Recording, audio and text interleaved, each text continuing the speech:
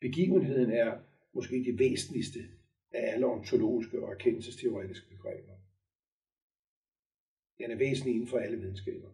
Vi behøver bare tale om fysikken, som jo har gjort alle mennesker dybt interesserede i at forstå, hvad The Big Bang er for noget. Men i virkeligheden opererer jo den fysik, der arbejder med mindste enheder og deres relationer, hele tiden med begivenheden. Men det samme gælder humaniorer, som arbejder med fortællinger. I dag og i stigende grad arbejder med fortællinger, og fortællinger er jo også en sammenkædning af begivenheder, ud fra beskrivelsens begivenhed, som er fortællerens ansvar. Det samme med historievidenskaber og samfundsvidenskaber, de beskriver makrobegivenheder eller mesobegivenheder, som foregår med mange aktører og prøver på at tilskrive dem årsager. De første filosofer, som arbejdede med begivenheder, var stoikerne, og de har faktisk lavet en meget grandiøs begivenhedsfilosofi. Stoikerne var meget bevidst på det faktum, at menneskets interaktion med verden er grundlaget for sprogdannelsen. De kaldte den interaktion for lektor. Den mening, der opstår gennem kommunikationen. Og de var meget bevidste på, at vi står i relation til verden gennem vores hænder primært, og derfor brugte de også hånden som erkendelsesteoretisk metafor. Det vil sige, at et sanseindtryk er som et korn, der lægges i hånden, og så fornemmer vi det og begynder langsomt at lukke og føle efter, hvad det er for noget. Og når vi har fået fat på det, kataleptike kalder de det, så kan vi give tilsagn til, at det er noget bestemt, som vi kender i forvejen, så bruger vi logos fra luften, så kalder vi det synkatasis.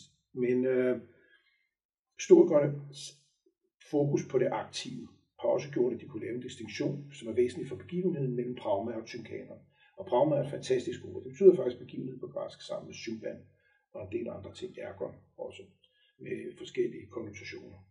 Men prauma betyder begivenhed, prauma betyder også mening, prauma betyder plot i teaterstykke osv., og det betyder den handling, vi foretager. Det kommer egentlig af Peras grænse. Men et tilbøjeligt til samtidig, i hvert fald i græsk filosofi, Platon, at forklare betydningen af prauma ud fra oipratein, som er en tidligere form af prauma, som betyder at gøre noget godt. Så virkeligheden betyder at komme fra peras, fra det uendelige, fra grænselandet, fra kaos ind i civilisationen og være velankommet, kommet gennem vildnisse. Det vil sige at være kommet gennem sit eget vildnis og kunne beherske sig selv, hvis vi tænker klassisk græsk. Vi kan konstatere, at de erfaringsspil, som handler om begivenheden, har udviklet sig fra at understrege det processuelle til at understrege det substantielle. Det vil sige, at begivenheden bevæger sig fra at blive oplevet som en proces til at blive til.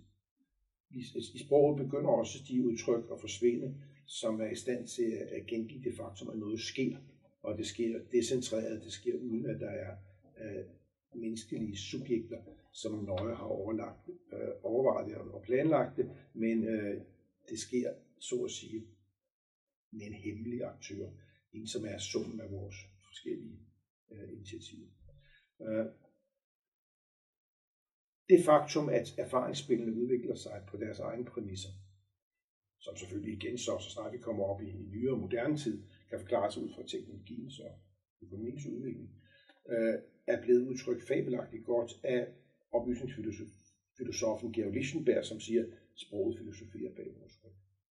Det vil sige, det er heller ikke et tilfælde, at ordet etymologi hedder etymologi, fordi etymon på græsk betyder sandhed, så oprindeligt er læren om det etymologiske ikke læren om sprogets historie som sådan, men læren om sandheden. Så via sproget søger man sandheden. Så hvad vi ved om begivenheden, kan sproget fortælle os en masse om. Men selvfølgelig kan vi også selv beskæftige os med, hvad en begivenhed er, og hvordan vi skal forholde os til den, uden at gå ind i sprogfilosofien som sådan. Fordi vi har en common sense viden om disse ting. Vi har erfaret det og tænkt over det, de fleste mennesker er. Hvordan begivenheden virker i vores liv. Og der vil vi være enige om med Stoikeren Chrysippus, der snakker om synektikon og etion, altså den jernhårde nødvendighed. Den føler vi også, at vi alle sammen er underkastet. Selvom teknologien formidler den i dag og gør den til synligheden kan gøre den mindre alvorlig. Og dog vores teknologier har skabt det foranstående Ragnarok på grund af den globale opvarmning og forureningen, og hvad der ellers er. Så syndfloden kommer efter os. Så det er en endnu større nødvendighed, som vi egentlig ikke kan bekæmpes, fordi den opstår de redskaber, vi bruger til netop at ville udskyde den. I hvert fald langt hen ad vejen. Selvom der selvfølgelig er strategier, der gør, at vi kan gøre noget ved den. Men den jernhårde nødvendighed står så over for muligheden. Hvilke muligheder har vi for at udfolde os som mennesker? Og det afhænger af, hvordan vi tager bestik af begivenheden, og hvordan vi fortolker den. Det vil sige, det afhænger af, hvordan vi forstår det, som sker. Tager vi ordet begivenhed på engelsk, så hedder det jo event. Og det siger man i dag, snakker man om event management, og event her, og event der. Men den oprindelige latinske form, som har givet det engelske udtryk, er eventum. Og det protoeuropæiske ord er gevar. og det er egentlig samme ord som venue, at komme. Egentlig oprindeligt med krig som formål, men det er langsomt begyndt at betyde et møde.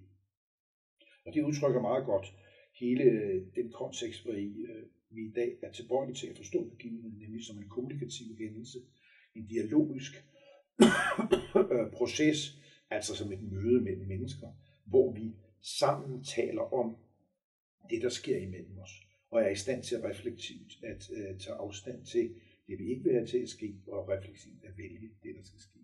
Så i dag findes der meget filosofi, som er skabt inden for de sidste 100 år om filosofien, om begivenheden, som handler om mødet. Det kaldes ofte den dialogiske filosofi, og navne som Martin Buber, Gabriel Marcel, Emmanuel Levinas, Jürgen Habermas og andre kan. Carl Rogers, psykolog, kan nævnes som eksponenter for mødet, og dermed som for dem, som giver en anden indfaldsvinkel til af begivenheden. Begivenheden er jo det sted, hvor vi viser os som mennesker ved at vise os værdige til at møde den anden. Så i begivenheden ligger der også et perspektiv på det sociale, et ideelt perspektiv, fordi der ligger en etik, der ligger et billede af, hvordan mennesker optimalt kan mødes, uden at gøre hinanden ondt, men mødes omkring et fælles formål, det formål, som er at gøre verden bedre. Så i den forstand kan man sige, at der er en begivenhedens ethos. At vise sig værdig til begivenheden, som stod i åndsnaget. At lade begivenheden være, at være forsigtig med at navngive den. Være meget bevidst på, hvordan man navngiver den, med hvilket formål. Og i sidste instans, at prøve på at gøre verden rede til begivenheden. Det vil sige, at man skal have en begivenhed med sig, som man vil give til verden. Den store begivenhed. Den gode begivenhed.